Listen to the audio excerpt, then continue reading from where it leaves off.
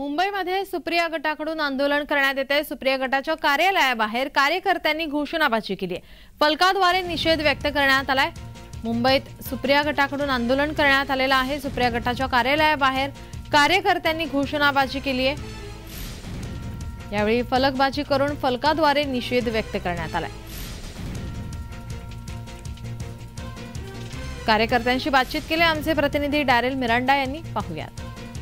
राष्ट्रवादी पक्ष आणि शिंदे अजित पवारांना दिल्या शरद पवार यांचे गटाचे कार्यकर्ते शरद पवार यांच्या मुंबईतील कार्यालयाबाहेर जे आहेत ते कार्यकर्ते आक्रमक झाले। आपण कार्यकर्त्यांशी बातचीत करूया।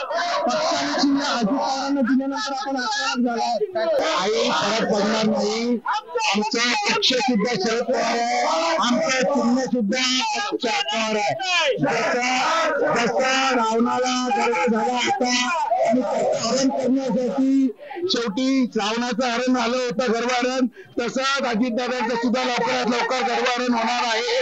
आणि येणाऱ्या निवडणुकांमध्ये सगळ्या जनता महाराष्ट्राची पवार साहेबांना बहुमताने या पक्षाला आणि पवार साहेबांना मतदान देऊन इथे सिद्ध करणार आहे की पवार साहेब महाराष्ट्राचे सर्वोच्च नेते आहेत, आमचे सर्व आहेत आणि सर्वांना जनमानसाचे नेते एकच आहे, शरद पवार शरद पवार।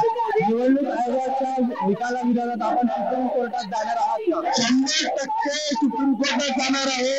सुप्रीम कोर्टावर आम्हाला पूर्ण विश्वास आहे आणि आम्हाला माहिती आहे की जसं निवडणूक आयोग विकलं गेलाय, सुप्रीम कोर्ट अद्याप विकलं गेलं नाही।